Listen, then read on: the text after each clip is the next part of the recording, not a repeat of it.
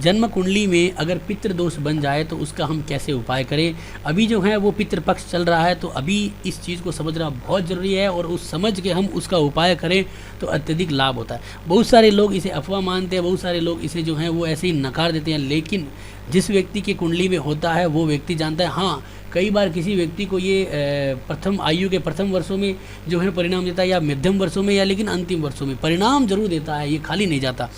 अब इस दोष का हम क्या उपाय करेंगे, इस वीडियो में हम प्रथम भाव से लेके 12वें भाव तक के सभी भावों के उपायों को समझेंगे।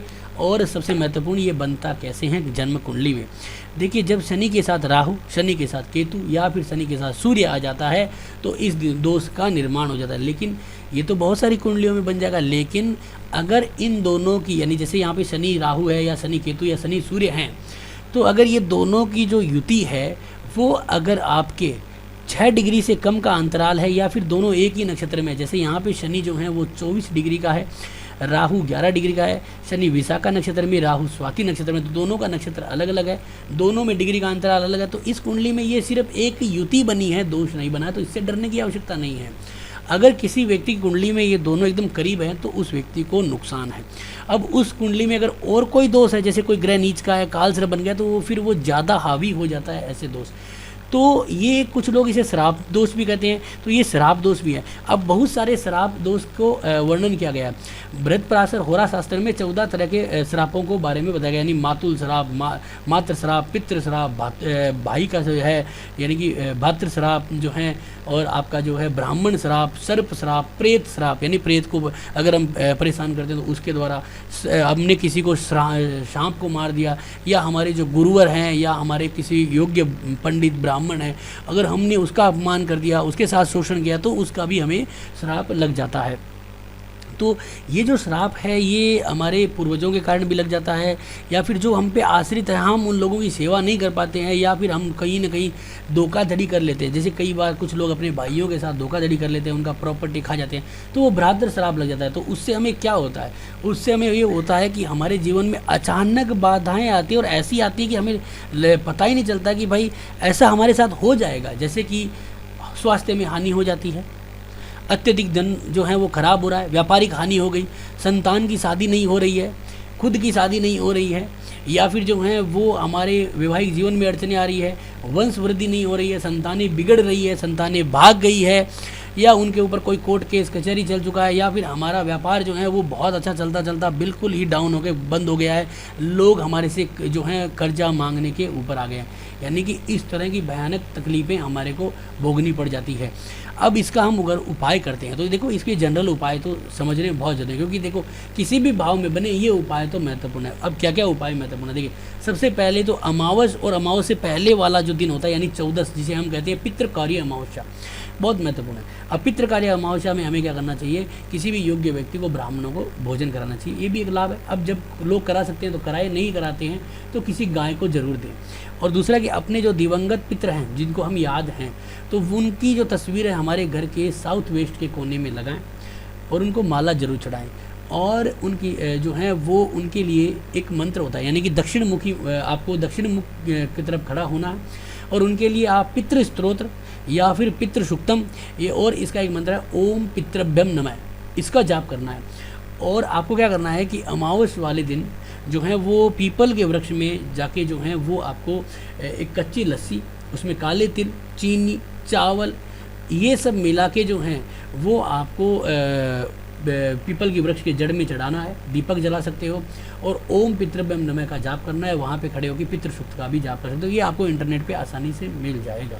तो ये तो जनरल उपाय हैं जो हमें सबको करने हैं, जिससे कि हमें लाभ। अब विशेष जो उपाय हैं जो भावों से संबंधित हैं उनके ऊपर भी चर्चा करते हैं, लेकिन सबसे महत्वपूर्ण है कि मेरा ये जो यूट्यूब चैनल है इसे आप सब्सक्राइब और आप नोटिफिकेशन बेल को प्रेस जरूर करें, क्योंकि हम हर संडे रात्रि को 9 बजे फ्री लाइव कुंडली प्रेडिक्शन करते हैं, यानी फलादेश करते हैं। तो आप उसमें हिस्सा लेके अपनी जन्म कुंडली में अगर ये दोष बनता है या किसी भी तरह का कोई तकलीफ है, कोई प्रश्न पूछना चाहते हो, तो फ्री में आप ये प्रश्न पूछ सकते हो। जैसे कि कल संडे है तो आप इस प्रश्न को पूछ के उसका भी आप लाभ ले सकते हो, तो इसका भी एक आपके लिए फ़ायदेमंद योग रहेगा।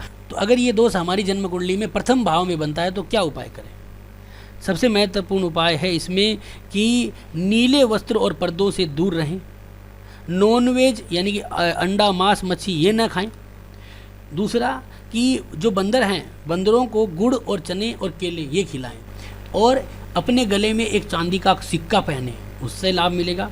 और घर के किसी भी कोने में ऊंची जगहों पे आप जो हैं वो एक चांदी की डब्बी में साबुत चावल जो हैं वो भर कर रख दीजिए। और ये जो जनरल उपाय हैं वो कर लीजिए और ये उपाय कर लीजिए।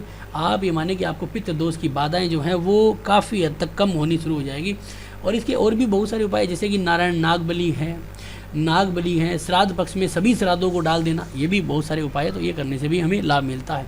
अब ये युति जो है अगर आपके सेकंड हाउस में बन जाती है तो क्या करें। सेकंड हाउस में बनती है तो आपको अपने गले में एक ठोस सोने की गोली या चांदी की गोली पहननी है और उसके ऊपर केसर का तिलक लगाना है रोज़। अगर रोज़ नहीं होता है तो कभी कभी जब भी याद आए तो ज़रूर लगाएं, आपको लाभ होगा। उसके अलावा अपनी माता की सेवा करें। अगर किसी व्यक्ति को पुत्र या संतान यानी कि परिवार का भाव है, तो परिवार वृद्धि में दिक्कत आ रही है, तो अपने वजन के बराबर का जौ और सरसों जो है वो या तो जल में प्रवाह कर दीजिए या फिर किसी भी गौशाला में देने से हमें जो है उसका लाभ होता है। और इसके अलावा जो है वो क्या करना है कि ये जैसे कि ये जो आपके पितृदोष के जो योग होते हैं उसमें हमें जो है वो कम से कम 40 से 43 दिन के उपाय किए जाते हैं, जो लाल किताब के भी होते हैं। तो इसमें हमें क्या करना है कि अपने मस्तक के ऊपर दही या फिर तेल का तिलक लगाना होता है और 43 दिन तक लगातार अपने पास में कोई भी अगर मंदिर है 2-5 मिनट की दूरी के ऊपर, तो हमें नंगे पाँव वहाँ पे जाके लगातार 43 दिन नंगे पाँव वहाँ पे जाके ईश्वर से प्रार्थना करनी है और 2 फल चढ़ाने हैं। बस ये उपाय कर लीजिए, आपको पित्त दोष की जो परेशानियां हैं उनसे मुक्ति मिल जाएगी। इसके बाद अगर किसी जातक की जन्म कुंडली में अगर ये परेशानी तीसरे भाव में बनती है यानी कि तीसरा घर, तो क्या उपाय करें। देखिए तीसरा घर जो है उसके अंदर हम ये मानते हैं कि ये आपका जो है वो बुध का घर है और यहाँ पे केतु का भी अधिकार ज़्यादा होता है। तो अगर आप कुत्ता पालने के शौकीन हैं या कुत्ता पाल सकते हैं तो एक 2 रंग का कुत्ता यानी कि भूरा और काला ये कुत्ता भी पाल सकते हैं। या फिर जो है आप क्या करें कि जो गली के आवारा कुत्ते हैं उनमें से अगर कोई ऐसा कुत्ता है जो 2 रंग का है तो उसकी आप थोड़ी बहुत सेवा करिए। उनको जो है दूध में रोटी खिलाइए, उनको जो है आप कभी तेल का परांठा खिलाएं, वो करने से हमें लाभ होता है। और अपने घर की छत पे अगर लकड़ी का या लोहे का कोई भी सामान पड़ा है तो उसको उतार के कबाड़ में बेच दीजिए, हमारे वो किसी भी काम का नहीं है। और शनिवार के दिन थोड़े से चावल जो हैं वो अगर चलते हुए पानी में यानी किसी नदी में बहा दे तो हमें उसका लाभ मिलता है। और इसके अलावा हमें क्या करना है कि अपने घर के अंदर जो है वो चांदी की डब्बी में थोड़े से चावल जो हैं वो डाल के दक्षिण दिशा के अंदर स्थापित करने हैं, उससे हमें लाभ मिलेगा। या फिर चांदी का हाथी बनवा के अपने घर में रखें, जिससे भी हमें काफ़ी लाभ मिलेगा अगर तीसरे घर में ये युति बनती है तो चौथे घर में अगर बनती है तो एक तो चांदी का कड़ा पहनना या चांदी की चेन पहनना ये लाभदायक होता है। दूसरा क्या है कि कुत्तों को तेल के परांठे ये खिलाना लाभदायक है। और चतुर्थ भाव में ये युति बन रही है तो हमारी राशि जहाँ पड़ी है उस राशि के स्वामी के अनुसार, जैसे कि यहाँ पे कुंभ राशि यानी कि जैसे चंद्रमा कुंभ राशि में पड़ा है तो यानी कि कुंभ हमारी राशि हो गई, तो हमारे को शनिवार इसका स्वामी है। तो शनिवार से लेके जो है वो लगातार 4 शनिवार यानी कि लगातार कर सकते हो या फिर 4 महीने लगातार कर सकते हो, तो ये आपके लिए आसान रहेगा। तो लगातार 4 महीने, जैसे कि आपने शनिवार ले लिया है तो ठीक उसी 1 महीने के बाद दूसरा जो शनिवार आएगा उसी 30 दिनों के बाद तो उसको ले लीजिए। ऐसे करके 4 शनिवार अगर आप गंगा का तीर्थ कर लेते हो, उसमें स्नान कर लेते हो, तो आप जो है वो इस दोष से मुक्त हो जाते हो। लेकिन इसके साथ आपको एक उपाय ये करना है कि आपको कौवों को चपाती दूध में डाली हुई या दूध या फिर दही में डाली हुई चपाती खिलानी है, दोनों को एक साथ करना है। तो ये अगर हम कर लेते हैं तो हमें इसका लाभ पूरा मिलता है। या फिर भैंस को दूध और दही या चावल जो है वो चारे में डाल के खिला सकते हैं, या गरीब कर्मचारी या मजदूरों को खाना देने से भी हमें लाभ होता है। या फिर 4 शनिवार जो है वो हम एक छोटा शराब का पौवा जो है वो पानी में प्रवाह कर दें तो उससे भी हमें लाभ मिलता है। तो ये चौथे भाव के उपाय हैं। ये उपाय के साथ जो है आपको जो हमने शुरू में जनरल उपाय बताए थे वो ज़रूरी है कराने, वो उनके बिना नहीं हो सकता। और गायत्री मंत्र का लाभ भी हमें पूर्ण रूप से इसका मिलता है। अगर ये युति आपके 5वें घर में बन गई है तो उसका हम क्या उपाय करें? तो अगर पाँचों घर में बनी है तो सबसे पहले कि अगर पाँचों अगर संतान का, तो अगर हमें संतान से संबंधित दिक्कत आ रही है तो सबसे पहले जो हमारा जो घर की दहलीज है उस पर आप चांदी का एक पतरा या चांदी का सिक्का जो है वो ज़रूर दबवा दीजिए, उसका हमें लाभ मिलेगा। शनिवार के दिन पीपल के वृक्ष के नीचे दीपक यानी कि देसी घी का दीपक करना है, उससे हमें लाभ मिलेगा। सरस्वती स्तोत्र का जाप करना है, उससे हमें लाभ मिलेगा। और नॉनवेज जो है, शराब, मच्छी, मांस जो भी है वो नहीं खाना है। और शनिवार के दिन धर्म स्थान पे यानी कि शनिवार को जो है वो धर्म स्थान पर 10 बादाम चढ़ाने हैं, आधे घर लेके आ जाने हैं। ये आपको जितने दिन ये आपका श्राद्ध पक्ष चल रहा है उतने दिन लगातार कर लीजिए और उनको लाके घर में टीन के डब्बे में रख दीजिए और कम से कम आप उनको रखिए 10-12 साल, उसके बाद कभी नदी में प्रवाह कर देना, ये आपको लाभ होगा। या फिर अपने घर का यानी कि अपने घर के अंदर जो है या घर से अपने घर से कुत्तों को जो है वो दूध में ब्रेड खिलाने से भी हमें लाभ का योग मिलता है। तो ये उपाय हमें करना है। अगर हमारी जन्म कुंडली में ये जो है वो छठे घर में बन जाए यानी कि रोग, ऋण और शत्रु सबसे ज़्यादा हावी होने वाला है, तो 6 छोटी कन्याओं को यानी कि नवरात्रा में कर सकते हैं, 6 छोटी कन्याओं का जो वंदन करें, उनको बादाम और केले प्रसाद में दें, इसका एक बहुत ही बेहतरीन लाभ है। सरसों का जो दीपक है वो लगातार यानी कि जो श्राद्ध पक्ष पूरा का पूरा श्राद्ध, ये सारे उपाय श्राद्ध पक्ष पूरे में करिए। सरसों का तेल का दीपक जो है वो आपको जलाना है, उसका भी आपको लाभ मिलेगा। इसके अलावा हमें क्या करना है कि माता सरस्वती की जो प्रतिमा है उसके सामने लगातार 6 दिन जो है वो नीले पुष्प चढ़ाने हैं और 43 दिन तक किसी भी देवी को, चाहे वो सरस्वती माता हो, इनको आप नीले पुष्प चढ़ा सकते हो, तब भी हमें लाभ होने का योग बनेगा, यानी कि इस दोष से हमें छुटकारा मिलता है। इसके बाद हम बात करते हैं आपके अगर जन्म कुंडली में ये जो दोष है वो अगर सप्तम घर में बन जाए तो क्या करें? तो सबसे पहले हमारे घर में एक चांदी की ईंट को रखें, कुत्ता पाल सकते हो या फिर कुत्ता की सेवा करिए, वो लाभदायक है। दूसरा कि और काले वर्ण की यानी कि काली जो गाय है उसकी सेवा करने से, उसको खाना खिलाना, उसकी जो भी सेवा आपसे हो सकती है या फिर जैसे कि पूड़ी, हलवा ये खिलाना, ये आप अगर लगातार ये जो श्राद्ध पक्ष में करते हो तो आपको 7वें घर में बैठे हुए पितृदोष की युति का आपको कोई भी तरह का अशुभ परिणाम नहीं मिलेगा। इसके बाद अगर हमारी जन्म कुंडली के अंदर अष्टम घर में ये दोष बन जाए, सबसे बुरा है अष्टम घर, यहाँ पे अगर ये दोष बन जाए तो हमें जो अंधे विद्यालय है, कुष्ठ आश्रम है, वहाँ पे जाके बच्चों को या फिर वृद्ध व्यक्तियों को अगर वैसे हैं तो वहाँ पे 8 व्यक्तियों को खाना खिलाएं। खाने में खीर और हलवा और पूड़ी ज़रूरी है होना, और अपनी पॉकेट के अंदर एक चांदी का चौकोर टुकड़ा हमेशा रखें, जिससे कि आपको लाभ होगा। और आपको क्या करना है कि जब आप स्नान करते हो तो आप, जैसे कई सारे लोग जो हैं वो खड़े खड़े स्नान करते हैं, तो आप खड़े खड़े ना करें, आप जो हैं वो लकड़ी के फट्टे के ऊपर बैठ के स्नान करें, चौकड़ी मार के।